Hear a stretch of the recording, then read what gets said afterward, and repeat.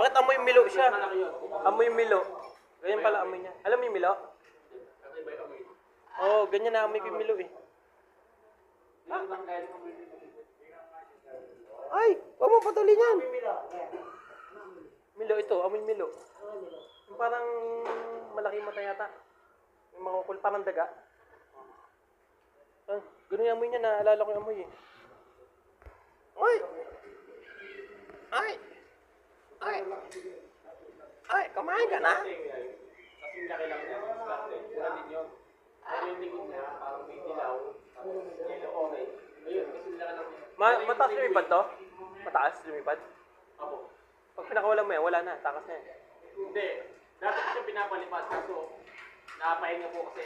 Kaya ngayon, natatawag siya, maiksiyan lang. Pero pagka ano, nakain lang. Opo,